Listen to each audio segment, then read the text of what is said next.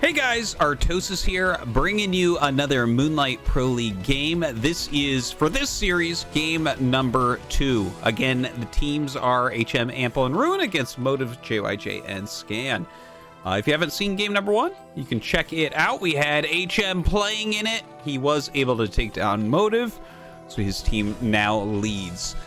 He is playing here again, as you can see. The map is Goodnight, and his opponent this game is going to be JyJ. Definitely one of the stronger Terran players in the world right now. I think most people would put JyJ probably around 5th best Terran out there right now. Something in that range, you know, give or take one spot. But yeah, he's a very, very strong Terran. So excited to see what he's going to do here against HM. All right, so going to go ahead and do a wall, it's looking like. And HM, I mean, it's early game right now. There's not like a whole lot to talk about. Of course, any map on which you can wall the natural and have like a very strong early circling defense, it's basically been figured out that this is, generally speaking, stronger. There are small things that can go wrong. Like, for instance, if your opponent does a 4-pool against you, you'll oftentimes die if you've done a wall, whereas if you have your racks in your main base, you'll normally just crush it.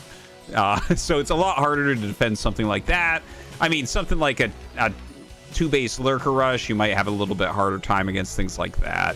It can be annoying, the Mutilous Craftsman and everything, but you know, just overall, the benefits in general, you know, outweigh the costs or the risks. HM, just with that fast expansion. Going to go ahead with a drone scout as well. Yeah, while we wait for this game to pick up, guys, I want to thank you for checking out ArtosisCasts. I do appreciate it. Please subscribe and hit that notification button. Every single day, we are going to have a brand new pro cast in StarCraft 1.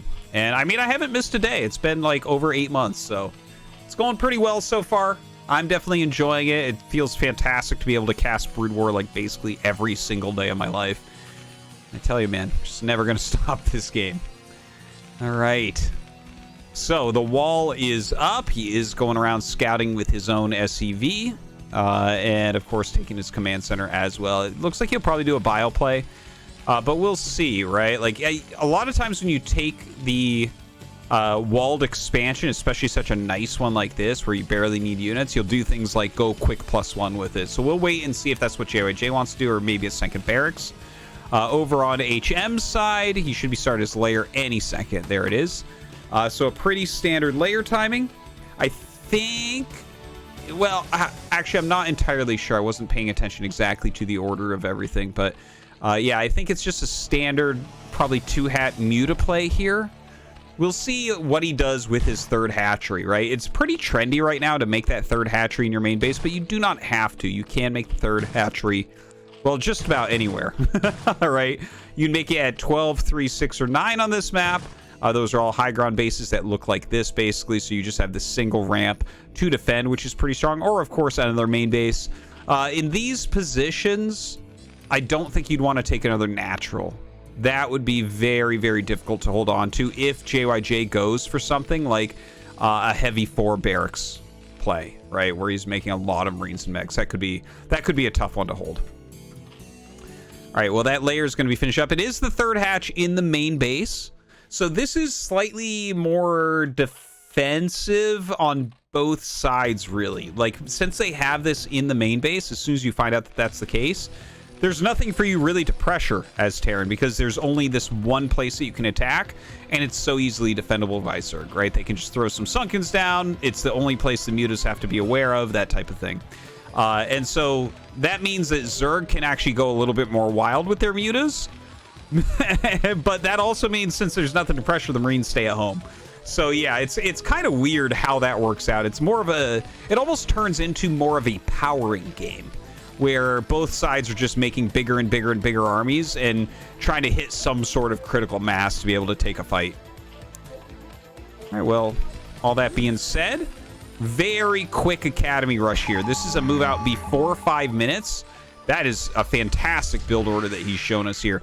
8 Marines, 2 medics moving out beyond the wall at 4 minutes and 50 seconds is fantastic. HM is going to have to make 2 sunken colonies here. He starts one. He really... Okay, there we go. He does start the second one. This one's like a little bit late, but the thing is, he probably won't know, right? Like, it'll be morphing. I think that we won't see him actually attack into that. And this is what you're actually trying to do with the Academy Rush. It's like a 2-pronged thing. Number one, if they took a 3rd hatchery at a different location, you can cancel it. And other than that, you're basically forcing a couple sunken colonies.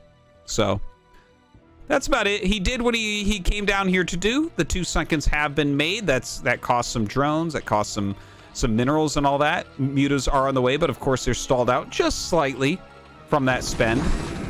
Some of the lings getting lost here by HM as well as the bio moves back across the map. Turrets coming up now. You can see he actually can delay the turrets just slightly as well. He is cross spawn as well as he did that Academy Rush, so both those things kind of playing into that. I like this little Marine being sent out to the side, by the way, which gives him a little scout to see if we're going to have an expansion taken up there. HM coming in with that first flock of mutas. Ooh, cool turret placement. All right, doing some pretty heavy damage to those SCVs, but taking some on his mutas as well. Not bad on the harass, honestly. Like, look at that. Ooh, goes for a swipe at the turret. Not going to be as good there. But yeah, he's reduced the SCV count quite a bit. You really want at least 35 SCVs in this type of situation. So look at that. He's really reduced it. And this is what I was talking about, right? Because you only have that 1 point that you have to defend, you can go a little bit more crazy with the mutas. You don't necessarily need to have as much health on them. Like, if you have a base somewhere else, then you suddenly, like, let's say you have a base here, right? You have to defend here and here, which means that your mutas need to do a little bit more work against the Marines. Here, not as much. And he's done a great job at reducing that SCV count. So JyJ right now just has to continually make his SCVs, or remake his SCVs, to get that economy back up to par. I think HM is playing a really nice game. But that being said, JyJ going across the map. He almost has his +1 attack. This is a pretty strong force, and we don't actually have anything more than the 2 sunks. This will... He might just kill him here. Like, the thing is, you only have 1 place to defend, but you must defend it.